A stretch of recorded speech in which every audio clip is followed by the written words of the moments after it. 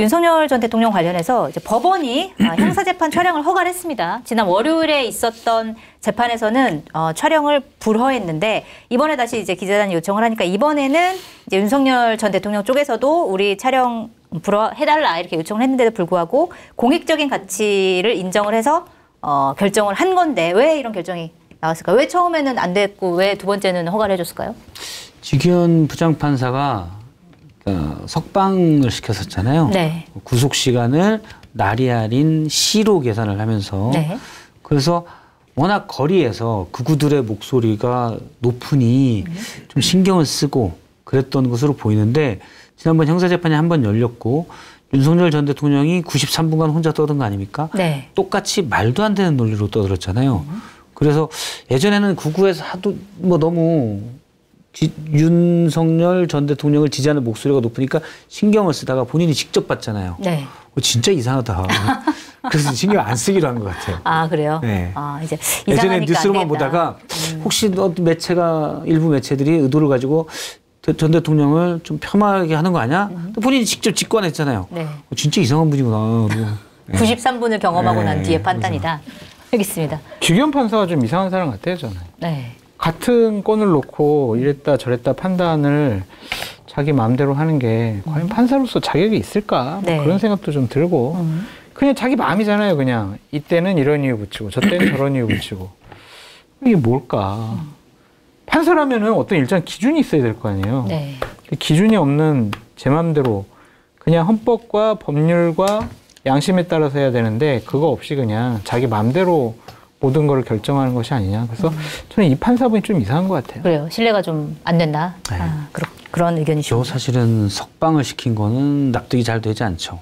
물론 저는 그때 그러니까 날과 시로 본 거는 약간 핑계 같고 내란죄 수사권 본인이 어차피 재판을 해야 되는데 이걸 좀 명확히 해달라라는 취지도 좀 있었을 것으로 추정이 되는데 네. 그래도 내란 혐의를 받고 있는 자를 어떻게 우리가 내란 계엄하니까 추상적에서 제가 몇 차례씩 강조하는데 연쇄살인범보다 더 무거운 범죄예요. 맞습니다. 근데 연쇄살인범을 석방했다고 생각해봐요. 난리가 나죠. 네. 네. 근데 저는 좀 납득이 좀 안 됩니다. 알겠습니다. 어떻게 이렇게 판결을 이어갈지 좀 지켜보도록 하고 윤석열 전 대통령과 거리를 두고 싶어하는 국민의힘 얘기 넘어가도록 하겠습니다.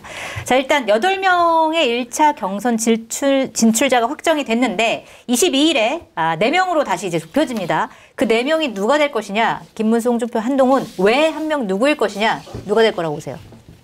저는 나경원 의원 가능성이 높지만 아주 높은 건 아니다. 그 가능성은 점점 줄어들고 있다라고 봐요. 왜냐하면 한덕수 대행 한덕수 대행이 이슈로 되면 굳이 나경원 의원까지 필요 있어? 라는 게 돼요. 네. 그래서 오히려 김문수 장관 쪽으로 좀 더 가고 저는 이제 나경원 의원이 갖고 그 경선에서 할 수 있는 역할은 김문수 장관에 대한 뭐랄까요? 예비 후보 같은 거랄까? 안 되면 그렇죠. 이렇게 그러니까 친윤들의 대안으로 윤석열 지지자들의 표심이 김문수 장관에 가 있는데 보니까 막 너무 이분 제가 아까 얘기했듯이 30년 동안 산에서 있다가 내려온 듯한 그런 모습을 만약 TV 틀어서 보여서 뚝 떨어지면 누군가 그걸 받아 안아야 되잖아요.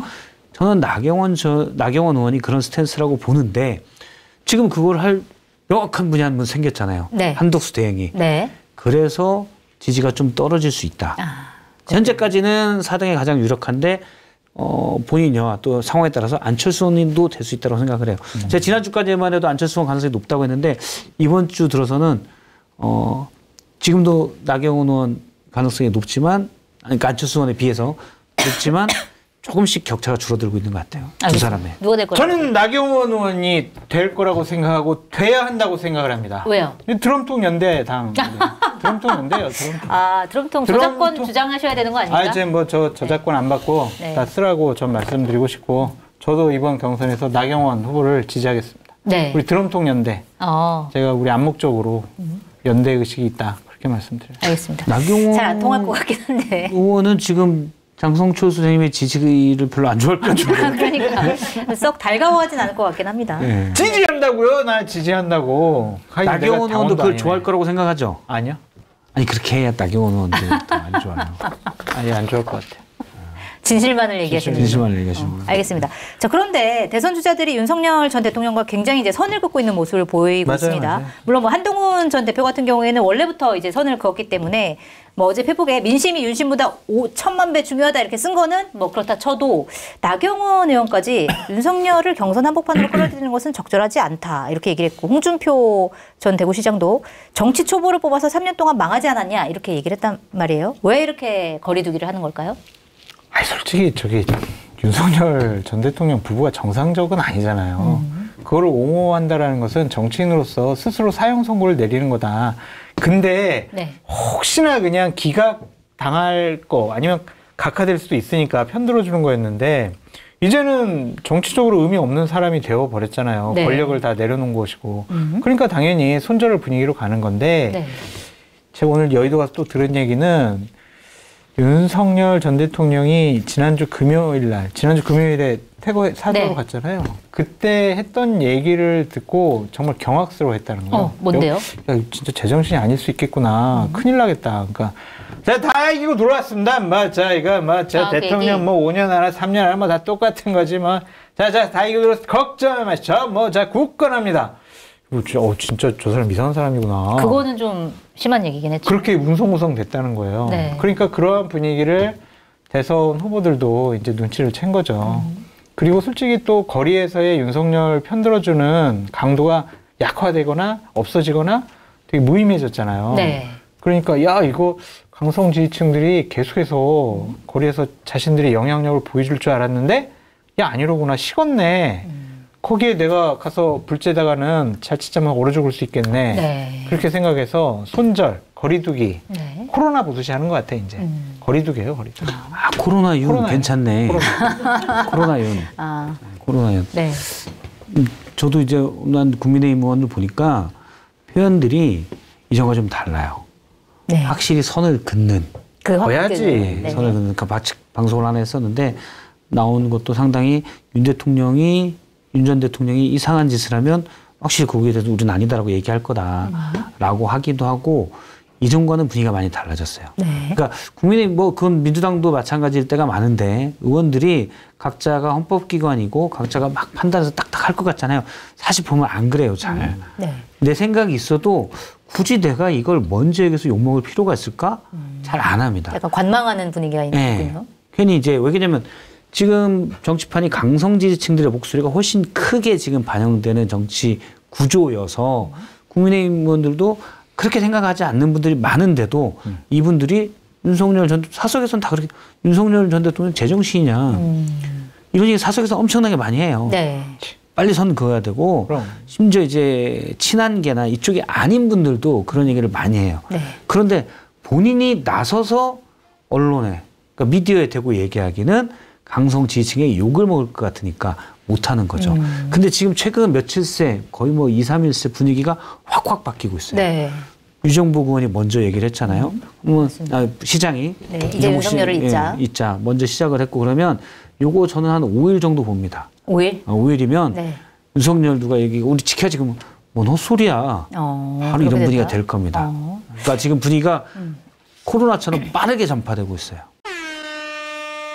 나의 보험 상태를 객관적으로 체크해 공정한 평가와 합리적 대안을 제시하는 마이보험 체크는 보험 가입자의 이익을 최우선으로 각종 보험을 고객의 상황에 맞게 맞춤형으로 리모델링 해드립니다. 마이보험 체크는 생명보험협회와 손해보험협회에 등록된 보험대리점 소속입니다. 홈페이지는 한글로 마이보험체크.com으로 접속하시고 전화는 1800-7917입니다. 경기도에서 시행하는 간병 SOS 프로젝트를 소개합니다. 기준 중위소득 100% 이하 가구의 중증 질환자를 대상으로 경기도 내 저소득층 중증 질환자 가정에 최대 30일간 무료 간병 서비스와 함께 최대 120만 원의 간병비를 지원을 해드립니다. 신청 자격과 자세한 방법은 경기도청 홈페이지나 고정 댓글 링크를 통해서 확인하세요. 여러분의 어려운 순간 경기도가 함께합니다. IMF 위기 극복! IT 강국의 기반, 복지국가의 첫걸음까지 역사적 선택 앞에서 늘 깊이 고민했던 김대중 대통령의 27권의 국정노트를 한 권의 책에 담았습니다. 국민의 정부 청와대 출입 기자였던 박찬수 저자의 신간 김대중의 국정노트는 다가올 또 한 번의 선택 앞에서 우리가 무엇을 기준으로 삼아야 할지를 묻습니다. 오늘 전국 지표조사 MBS 여론조사 결과를 보니까 이거는 14일부터 16일까지 1,001명을 대상으로 한 건데 국민의힘 후보 적합도 조사에서 홍준표 후보가 12%로 1위를 했습니다. 한동훈 후보 10%, 김문수 후보 9%, 안철수 8%, 나경원 3% 이렇게 나왔는데 홍준표 후보가 좀 올라가는 이유가 뭔지 좀 궁금해요. 그리고 사실 명태균 씨가 보석으로 풀려난 이후에 홍준표 후보에 대한 공격을 되게 많이 했고 관련된 기사도 굉장히 많이 나왔는데 이렇게 올라가는 이유가 뭘까요? 일단은 국민의 후보 중에 가장 많은 현역 의원들을 확보한 것 같아요. 네. 그럼 그만큼의 당협위원장도 확보했다고 볼 수밖에 없거든요. 그러면은 당원과 국민의힘 지지층 상대로 하니까 그 전파 속도가 분명히 있는 거다라는 네. 생각이 들고 대단히 좀 발빠르게 다른 사람들도 뭐 대변인도 영입하고 이병태 교수도 영입을 하고 뭐 여러 사람들 영입을 하더라고요. 네. 그러면서 정책 발표를 계속 매일매일 해요. 언론에 계속 나오고 있고 부정적인 언론 활동 기자들에 대해서 막 그렇게 하는 거 보고 네. 부정적인 뭐 보도 내용도 나오긴 하고 있지만 대단히 활발하게 활동하는 것을 보고 인지도가 좀 상승하는 것이 아니냐 좀 그런 생각이 좀 들고. 그럼 최종 후보가 홍준표 후보가 될 가능성도 있다고 보세요? 조금 더 봐야 될 것 같아요. 그러니까 올라가는 추세긴 한데 김문수 전 장관의 저력도 만만치 않은 것 같거든요. 다른 여론조사 데이터를 보면 김문수 전 장관이 확실히 더 앞서 나가는 건 맞는 것 같아요. 국민의힘 지지층 대상으로 보면. 네. 그래서 조금 다음 주 여론조사를 좀 봐야 되지 않을까. 또 TV 토론 보고 국민의힘 지지층에서 판단을 달리할 수도 있기 때문에 네. 좀 다음 주까지 상황 보는 게 낫지 않을까. 좀 그런 생각도 듭니다. 저는 MBS 조사를 제일 많이 보는데 네. 왜냐면 응답률이 제일 높아요. 이번에도 24%인가요? 꽤 되는 걸로 알고 있는데 네. 일단 응답률이 제일 높고 그러니까 ALS 조사는 고관여층 특히 지금처럼 뭐 아주 정치적 급변기에는 고관여층의 의견들이 적극적으로 더 크게 목소리를 내는데 ALS는 이분들의 목소리가 과잉 대표될 수가 있다. 그런데 전화 면접이 그래서 저는 좀 더 정확한데 응답률이 높을수록 좀 더 이게 중간에 약간 가깝게 간다라고 네. 생각을 하면 맞는 것 같아요.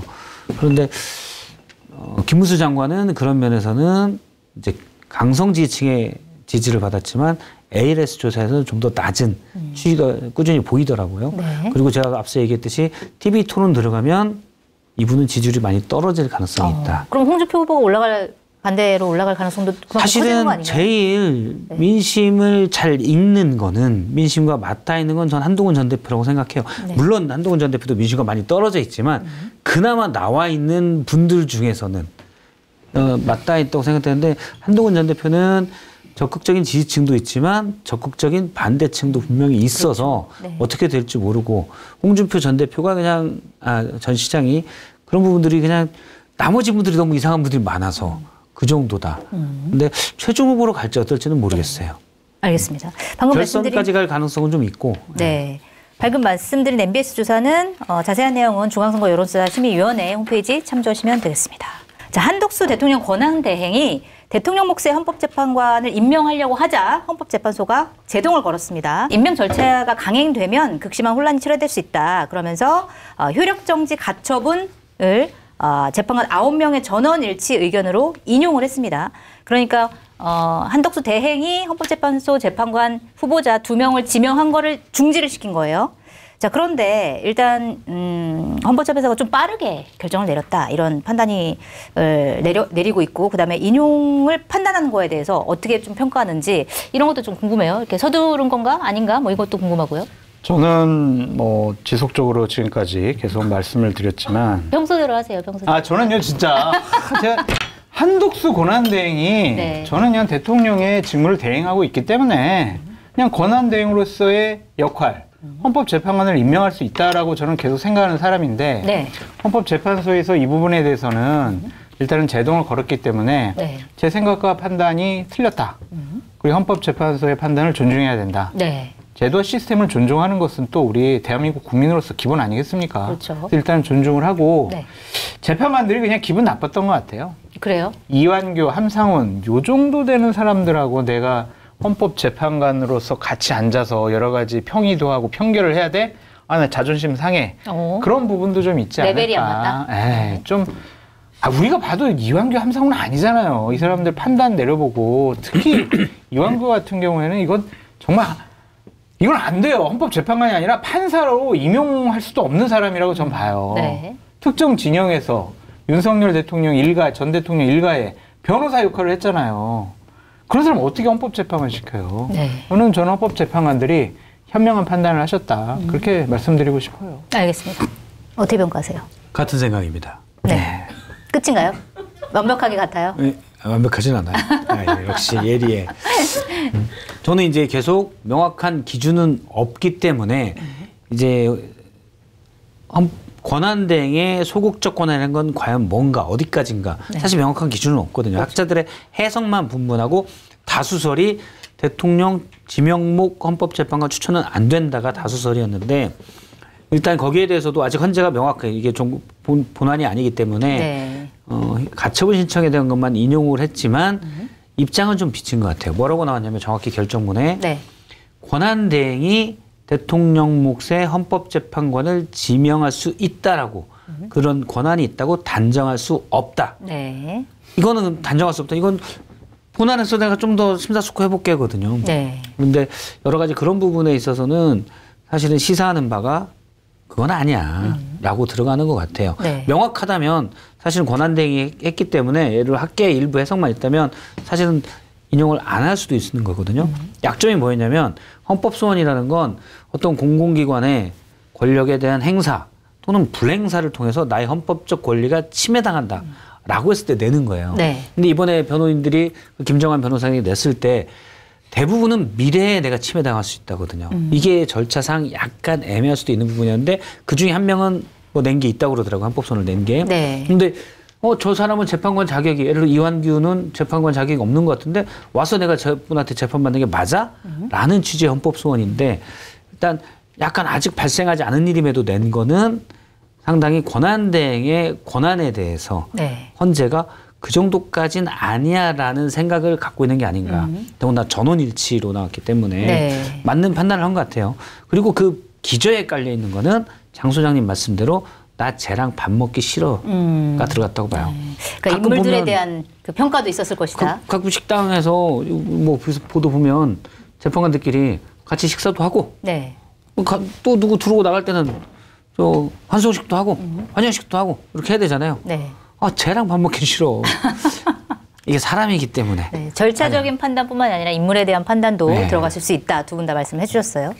말씀하신 것처럼 이거는 이제 본안은 아니에요. 실제로 대행이 대통령 몫의 헌법재판관 후보자를 지명할 수 있느냐, 이게 위헌이냐 아니냐, 헌법소원 본안 사건은 아직 이제 안 하고 있는데 이게 대통령 선거 이전에 결과가 나올 것이냐 아닐 것이냐, 만약에 뭐 언제든 나온다고 하면 결과가 어떻게 나올 것이냐, 이거는 좀 어떻게 전망하세요? 저는 물론 빨리 하면 나올 수 있죠. 근데 안 나올 거라고 봐요. 네. 오늘 그것도 힌트가 있습니다. 네. 헌법재판소 결정문에 뭐라고 되어 있냐면 지금 7인 체제로 이제 임명을 안 했을 경우 사실은 피청구인 그러니까 한덕수 대행 측에서 주장한 게 있잖아요. 헌재의 공석, 결혼이 생겼을 때 나중에 문제가 된다. 나중에 중요한 건데 못할 수가 있다. 네. 뭐 이런 걸 얘기했는데 저는 헌재가 굳이 그거를 빨리 해서 지금 이제 물론 9인 체제 이제 내일이잖아요, 하루. 네. 하루 7인 남았는데. 체제로 가는 거죠. 그쵸. 내일 두 명이 네, 퇴임을 네. 하면. 그러면 대선 전에 뭘 하냐? 거기에 결정문에 뭐라고 나오냐면 7인 체제에서 결론이 바뀔 수 있는 거는 추가로 임명될 때까지 기다리면 된다고 써 있어요. 네. 그러면 여기서 7인 체제에서 본안 심판을 하는 것 자체도 말이 안 되잖아요. 네. 결정이 바뀔 수 있으니. 그러니까 기다려야죠. 그래서 저는 일단 뭐 대선이 된 뒤까지 좀 기다리지 않을까. 네. 네, 그렇게 생각을 합니다. 네. 공감해요. 어떻게 생각하세요? 똑같아요. 대선 전에는 안 할 것 같아요. 그리고 결국에는 대선 후에 하게 된다면 한덕수 권한대행의 지명은 그냥 무효가 돼버리는 것이고 네. 새로운 대통령이 다시 또 지명과 임명을 할 수밖에 없는 상황으로 가게 되지 않을까. 그런 생각이 지금 민주당에서는 이제 한덕수 대행 사과하고 지명 철회를 해라 이렇게 얘기를 하고 있거든요. 한덕수 대행이 지명 철회를 할까요? 그게 헌법재판소의 판단에 따르는 거죠. 네. 근데 과연 할까? 그냥 뭉개고 가지 않을까? 그래요. 그런 생각이 좀 들어요. 그러니까 이미 한덕수 권한대행은 관리형 권한대행의 한계를 넘어선 역할을 하고 싶어 하는 것 같아요. 그럼 이거는 정무적인 판단이 들어갈 수밖에 없는 거잖아요. 나는 대선에 출마할지도 모르는데 민주당이 요구한다고 내가 지금 이걸 들어줘야 돼? 이건 안 되지. 이거는 내가 이건 기싸움에서 밀릴 수 없어. 이렇게 생각할 가능성이 높다. 네. 그래서 그냥 뭉개고 가지 않을까 그런 생각이 듭니다. 대선 지방 출마를 가셔야 염두에 또 두고. 손편지 쓰시고 네. 또 이제 또 격려하시고 그래야 되니까 네. 제가 좀 더 생각해 보겠습니다. 이러면서 넘어가지 않을까 싶네요. 알겠습니다. 이미 총리실에서 입장을 내비쳤어요. 네. 이번 가처분 신청에 대한 헌재의 결정을 존중한다. 그렇죠. 그리고 본안에서 다투겠다. 다툴 거니까 인정 안 하고 철회 않고 계속 가겠다는 지명 거죠. 처리 안 하고 예. 이제 본안에서 다퉈보겠다 예. 이거다. 그래서 지명 처리를 안 할 것이다. 두 분 다 그렇게 보셨어요. 자, 그런데 국민의힘에서는 굉장히 이 헌법재판소의 결정에 대해서 반발을 하고 있습니다. 자, 대통령 권한대행의 정당한 권한 행사조차 정치적 해석에 따라 제약될 수 있다는 위험한 선례를 남겼다. 이렇게 하고 있는데 지금 사실 국민의힘에서 띄우고 있는 게 한덕수 차출론이기 때문에 그것 때문에 이렇게 반발하는 거 아니냐 뭐 이런 얘기도 나오고 있는데 사실 오늘 보도를 보니까 이 헌법재판소 결정으로 대선 한덕수 차출론이 물 건너갔다 이런 전망이 더 많이 나오더라고요. 어떻게 될 걸로 보세요? 물 건너가진 않았지만 네. 본선에서 그러니까 만약에 이제 경선 끝난 뒤에 단일화를 하고 저는 그것도 성사 가능성이 아주 낮다고 보지만 만약 성사됐어요. 그럼 본선에서 그럼 한덕수 대행이 이길 수 있냐?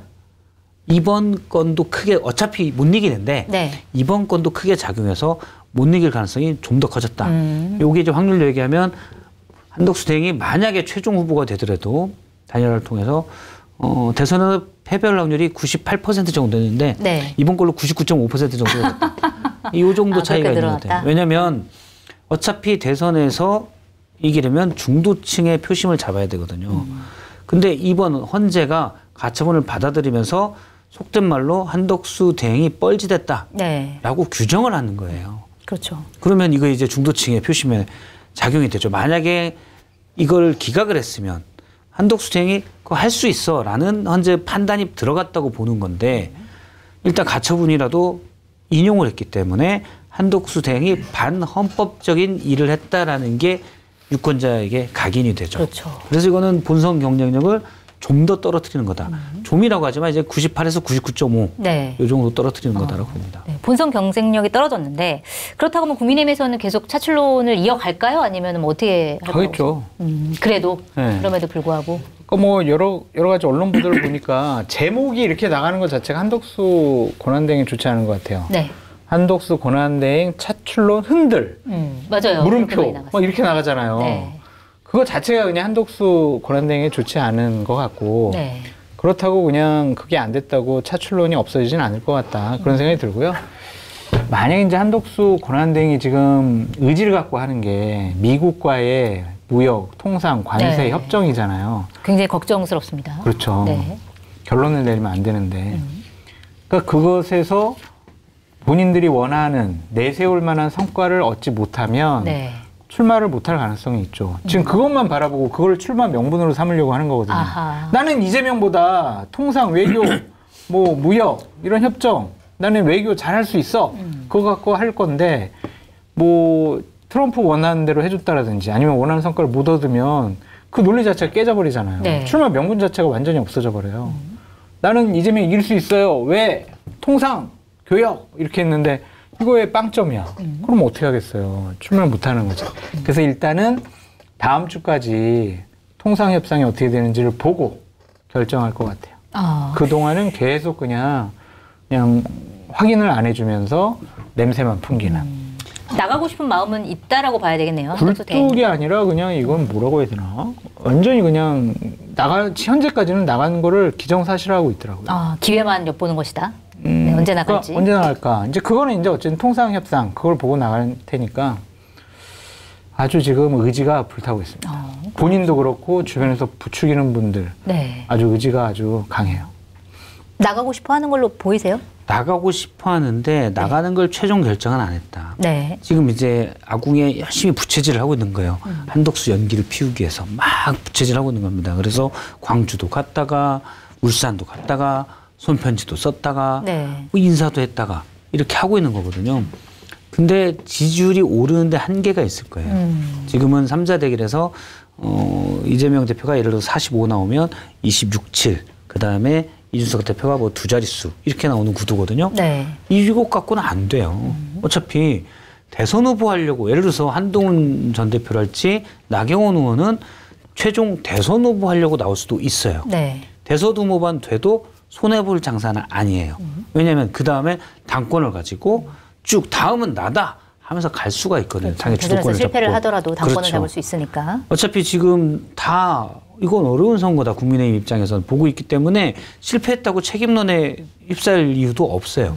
본인이 유권자 지지층이 선택한 사람이다 네. 하고 내년 지방선거 쭉 해서 이재명 대표도 어쨌든 지난 대선에 패배했지만 당의 주도권을 계속 가지고 왔잖아요. 네. 그런 식으로 하시지만 한덕수 대행은 그럴 처지가 아니에요. 그래서 본선 경쟁력이 없으면 저는 출마 안 할 거다라고 네. 보고 지금은 본선 경쟁력이 수치로 나오게끔 자꾸 아궁이에서 부채질을 하는 단계다라고 네. 봅니다. 근데 사실은 불가능하죠.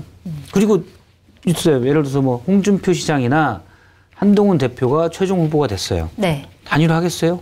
안 하죠. 절대 안 지금 해요. 굉장히 비판하고 있습니다. 한덕수 대행의 그럼요. 출마론에 대해서. 거기에서 뭐 지지층이 합쳐야 된다, 이재명을 꺾을 수 있다 뻔해도 이 두 사람은 절대 안 할 스타일이에요. 네. 근데 김문수 전 장관은 문을 열어놓고 있습니다. 지금. 그렇죠. 김문수 장관이 만약에 최종의 1인이 된다면 네. 단일화가 될 것 같아요. 그래서 한덕수 대행이 대선 후보가 될 수도 있다라고 보는데 네. 김문수 장관은 TV 토론 한 2번, 여러 가지 토론이 지금 한 3번 이상 잡혔거든요. 하게 되면은 너무 이제 실력이 들켜서 아. 네. 제가 앞선 방송에서 잠깐 얘기했었는데 저도 이제 김문수 장관의 언론 인터뷰 대선 예비 후보니까 인터뷰가 많았잖아요. 네. 쭉 봤었는데 한 30년 동안 어디 암자에 계시다 온 것 같아요. 아, 세상의 변화를 깨닫지 못하고 계신 분 같다. 네, 일단 네. 뭐 러시아를 소련이라고 하지 않나. 그리고 이재명 후보를 뭐 예비 후보니까 어차피 후보를 공격할 때도 뭐 최근에 많이 사법 리스크가 있는 것들이 있잖아요.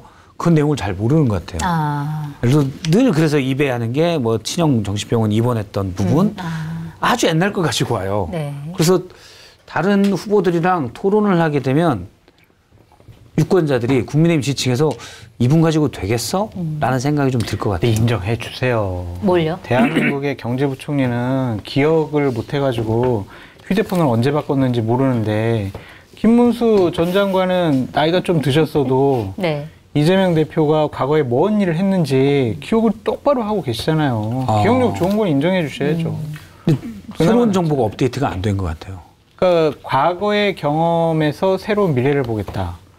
그 기억력이 좋다. 그런 것만 좀 바라보자고요. 너무 약점만 그렇게 보려고 하지 마세요. 알겠습니다. 네. 사실 전 별로 관심이 없어요, 그분에. 저도 그래요. 철봉을 좀 잘하신다고 그러더라고요. 오늘도 뭐 철봉 심심하면 가서 철봉한다. 턱걸이 한다. 턱걸이로 후보를 뽑으면 내가 된다. 네. 라고 했는데 그 나이에 대단하신 거예요. 턱걸이로 뽑았으면 좋겠어요. 어차피 비슷한데 뭐 아무나 뽑.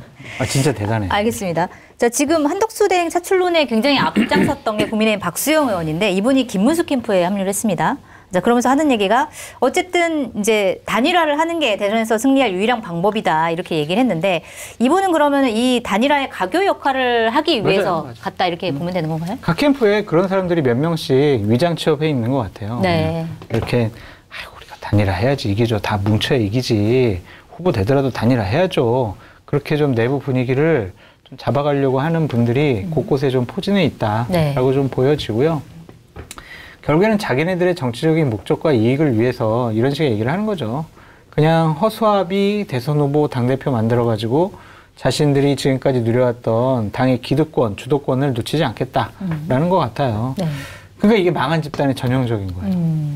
그러니까 대선 이런 걸 생각하지 않고 당권만 생각하잖아요. 네. 그러니까 민심의 바다로 가야 되는데 당원들, 국민의힘 지지층의 바다로 들어간 거잖아요. 그럼 대단히 외소화되는 거예요. 동굴 속으로 들어가는 거예요. 네. 밖에서 그냥 비바람 불고 천둥 치니까 동굴 속으로 들어가요. 거기를 넘어가면은 정말 넓은 평야가 있는데 거기를 갈 엄두를 못 내는 거예요. 겁이 많아가지고. 그 집단은 동굴 속에서 고사당할 수밖에 없죠. 네. 그래서 저는 기본적으로 이러한 사람들은 국민의힘과 보수의 미래를 위해서 그냥 내놔라. 자리를 내놔라. 네. 그냥 정치 그만해라. 은퇴해라. 그렇게 얘기하고 싶은데 이런 사람들이 꼭 이제 또 다른 끈 잡아가지고 생명력이 길어요. 이게 안 되면 또 다른 데로 가요. 다른 데로 가고 그냥 평생 주류에서만 활동하려고 하는 거죠. 지역구도 좋잖아요. 그러니까 지금 한덕수 대박론이 계속 나오는 이유는 네. 그런 국민의힘 내부의 권력지형 문제 때문이라고 봐요. 한덕수 대행은 국민의힘 내부에 지분이 없잖아요. 네. 그리고 이분 스타일상 대선 후보가 됐고 나중에 졌어도 국민의힘 내부에서 자 나를 따라라 할 스타일이 아니에요. 황교안 대행은 대선 후보가 아니었지만 어쨌든 나와서 나를 따라라 해서 차기를 넘봤잖아요. 네. 한덕수 대행은 그런 스타일도 아니고 물리적으로도 쉽지 않아요. 차라리 박지원 의원이 한다면 저는 가능성이 있다고 보는데 네. 연배로만 본다면 나이로만 본다면 네. 박지원 의원은 42년생이고 한덕수 대행은 49년생인데 생각이나 여러 가지 활동 한덕수 대행이 훨씬 낡았어요. 네. 약간 그 박지원 의원이 에너지가 넘치고 보이긴 하시죠. 네, 그래서 나이로 그런 걸 따질 건 아닌데 이분은 그런 것 때문에 사실은 차기의 국민의힘 당권도 잡을 수가 없고 사실 그것 때문에 국민의힘 많은 의원들이 한동훈, 홍준표 이쪽 라인들을 견제하기 위해서 네. 한덕수라는 사실은 허상을 하나 세워놓고 거기에 모여 있는 거예요. 저쪽에 못 모이게. 네. 그래서 내년 지방선거에 저쪽으로 예를 들어 한동훈 쪽이 쭉 모였다. 그럼 거기가 주도권을 가져갈 거 아닙니까? 그럼 한덕수 쪽으로 계속 해놔야 저쪽 주도권이 일단 안 되는 거고. 내년 지방선거를 노리는 거다. 네. 내년 지방선거도 필패겠지만 최소한 대구 경북에서는 승리를 할 가능성이 높고 영남에서도 반타작 정도는 그러니까 부울경에서도 할 수 있잖아요. 네. 그거 노리고 지금 다 국민의힘 의원들이 저러고 있는 거예요. 제가 제정신 박힌 국민의힘 의원이라면 네.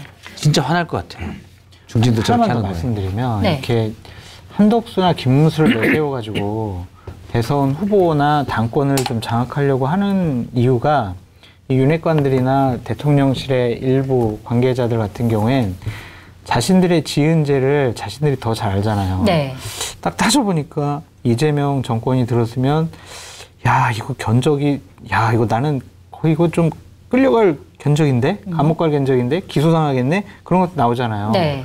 그러면은 어떻게 하겠어요? 한동훈이 되면은 그런 것들 다 쳐버릴 거란 말이에요. 윤석열과 결별해야 된다라고 생각하는 사람이니까. 네. 그럼 윤핵관들이나 대통령실에 있던 사람들이 정치적으로 영향력을 회복하는 게 거의 불가능해진단 말이에요. 그러니까 자신들을 보호하기 위해서라도 한동훈이나 아니 한덕수나 아니면 김문수 같은 사람 대선 후보 만들고 당권 도전시켜가지고 딱 그 밑에서 네. 다시 당의 기득권을 유지하는 거지. 그러면은 이재명 정권이 막 뭐 수사하려고 그러면은 전가의 보도가 있잖아요. 네. 야당 탄압하지 말아라. 아. 그럼 이제 당이 보호하는 거지 또 이제. 그거를 좀 노리고 있는 것 같다라는 생각도 좀 들더라고요. 그러니까 본인들에 대한 법률적인 리스크, 그것을 방어하기 위한 수단으로 네. 이러한 한덕수 추대론. 방어막을 치고 위장죄, 있다. 네, 네. 그렇게 하는 것 같아요. 한동훈 전 대표에 대한 견제는 상당히 많은 것 같아요. 네. 왜냐하면 다 싫어하는 사람이 되게 많고 국민의힘 의원들이 네. 왜냐하면 방금 말씀하신 이유로 한동훈 전 대표는 그립도 세고 그래서 만약 당대표가 되면 대선 후보가 되면 지더라도 이른바 친윤계들에 대한 네. 자 시대 교체잖아요. 정치 교체, 시대 교체를 주장했거든요. 교체 대상들이에요 다. 네. 그러니까 이분들이 거기에 대한 두려움을 느끼고 일단 계속 견제를 하는 거죠. 당으로만 놓고 보면 사실은 쇄신이 필요한데 분명히. 근데 당 안에 있는 의원들 입장에서 보기에는 자기는 살아남아야 되니까. 아유, 그럼요. 그 쇄신이 안 된다라고 네, 지금 맞아요. 생각하고 있다. 망해봐야 정신 차려요. 망했는데 지금 정신 못 차리고 있어요. 그러게 말입니다. 차렸다가 망했다가 차렸다가 망했다가.